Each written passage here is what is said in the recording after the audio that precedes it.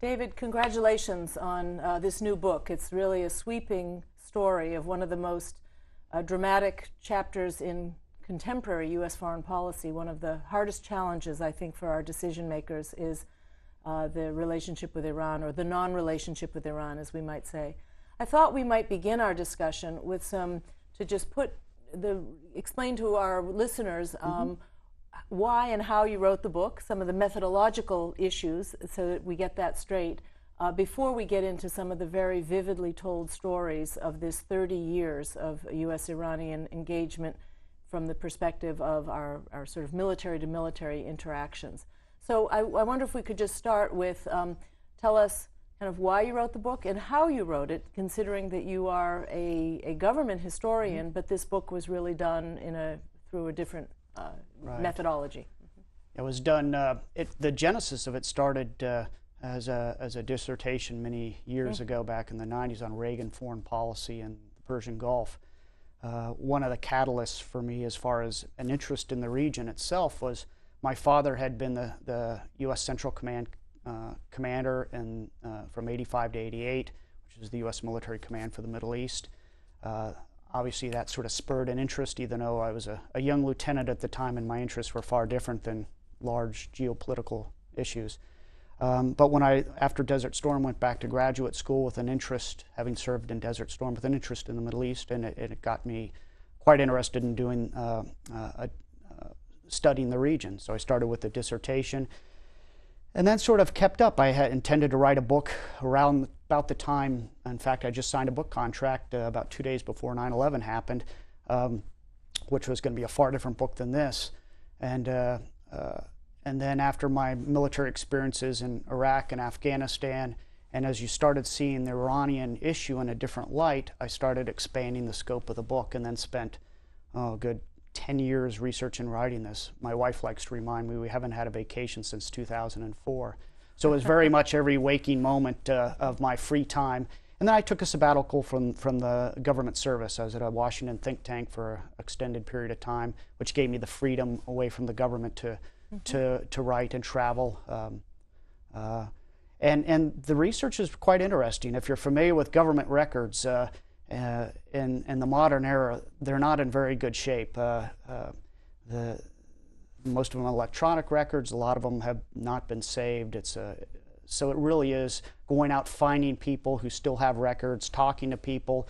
Obviously, the archives, Caspar Weinberger did me a great service by giving me access to his formerly restricted papers. And one of the best sources was a retired admiral I stumbled into, who had really detailed presidential and Secretary of Defense level meeting notes and some notebooks he had in a crawl space in his basement. And they were really insightful. And then I traveled a lot. I went to South Beirut and some back alley safe houses when I was on a sabbatical from the government, to talk to Hezbollah and Hamas, to try to get as much as their side. I interviewed hundreds of people for this book, and plowed through a lot of records. So it really was, and it wasn't really related to anything I was doing on the government service at the time, which gave helpful. me, I mean, because otherwise there would have been an overlap, but that was not even the case. And because you're writing about a very contemporary period, the U.S. government official documents, only the very earliest period that you're covering has been declassified. So did you have to request a lot of government documents? I requested documents. And work through the normal means that you try to get material released. Yeah.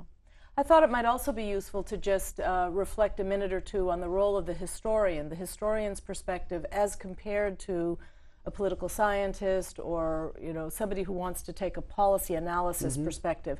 So help us understand what you thought were kind of the boundaries of the stories you were telling, that and the craft of the historian as compared to some of these other disciplines that also were covering some of the same period of U.S. foreign policy. Well, I think first and foremost, I tried to take as unbiased look at the story as I could. I didn't have a political agenda. I wasn't trying to make a case that, for example, George W. Bush's policies were correct or incorrect. I don't think this a particularly Democrat or Republican story. I see it as an American story. There's overarching themes that run across all the administrations, which I think are quite fascinating. So what I try to do is take a look at this and the larger perspective and go back and see, how did we get to where we are today? What were the main causes? Is there any trends and themes that run through our relationship? With the ultimate goal of trying to write as an objective account of what transpired, warts and all on both sides, so to better inform the public about why it is we seem to be on almost a collision course with Iran. I mean, how did we get here? And the truth is, it lies in history. We are both captured by our own historical baggage, if you will, of which mostly chases back to 1979, and neither side seems to have gotten over it. Yeah. No, it's interesting because generally we think that Americans are less historically focused than other cultures, that other cultures are always invoking, whether it's China or Iran or Turkey, they're invoking the greatness of their empires in the past, etc. And the United States tends to be more future-oriented. But in this particular case, you found that the trauma of the hostage crisis and the trauma of the Iranian Revolution is still very formative in the minds of Americans who were responsible for Iran policy? It is. Ambassador Ryan Crocker told me one time in an interview that the Iranians are the most historical, we're the least historical society. In this case, I think there's certainly the Iranians, every time we have a negotiation, including the most recent ones, and Moscow, the Iranians bring up a whole litany of historical grievances, so it's always on their mind.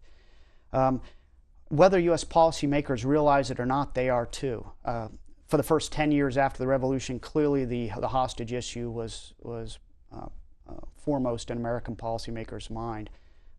Then Iran-Contra happens, which sort of colors the relationship for the next 15 years. Why are we going to risk an opening to the Iranians when we saw what happened to Reagan?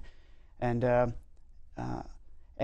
over a series of incidents where Iran has spurred U.S. efforts for a rapprochement, we seem to be captured by it. There's a great example I like to give just on this idea of the more things change, the more they stay the same. A couple of years ago, I was down at the CENTCOM headquarters in Tampa and talking to General Allen, John Allen, who's now the senior commander of Afghanistan. Then he was the deputy commander at Central Command. And we're going over a memo on different U.S. goals and options for Iran. And when I read it, I was stunned, and I had to say, General, I can pull out a memo from 1983 that says almost identical, almost the exact same thing you guys are saying here, written by one of your predecessors. And while I think that makes for great relevant history, it doesn't say much for the current state of our affairs. Yeah. I mean, just a few maybe small counterpoints. It is interesting to me that some of the hostages, some of the Americans who were living in Iran at the time of the revolution, they themselves would like us to not be captive by history. They would like us to try to refine some equilibrium or some means of engaging with Iranian society.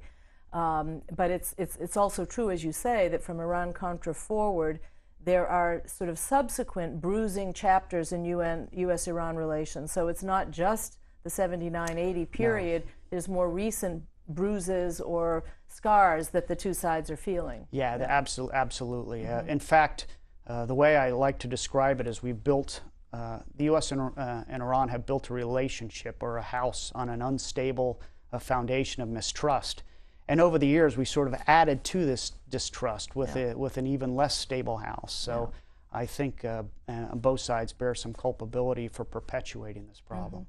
As you did your research, did you try, or did you decide that it was kind of outside the boundaries of your research to try to get Iranian perspectives? Did you try to interview Iranians or read their documents as well? I did. I read a number of Iranian documents. I interviewed some Iranian government officials that were good enough to be available to me. As I said, I interviewed Hezbollah. I interviewed a Hamas representative who spent 8 years living in Tehran as their representative to try to get a sense for, really to try to look at the U.S. through their lens in this issue. It's always the challenge. Unfortunately, I can't go to the National Archives and pull out the their records. A World War II historian has that luxury because all the German records and American records are there. We don't have that, so it's always a challenge. But I think I've done as well as you can possibly do.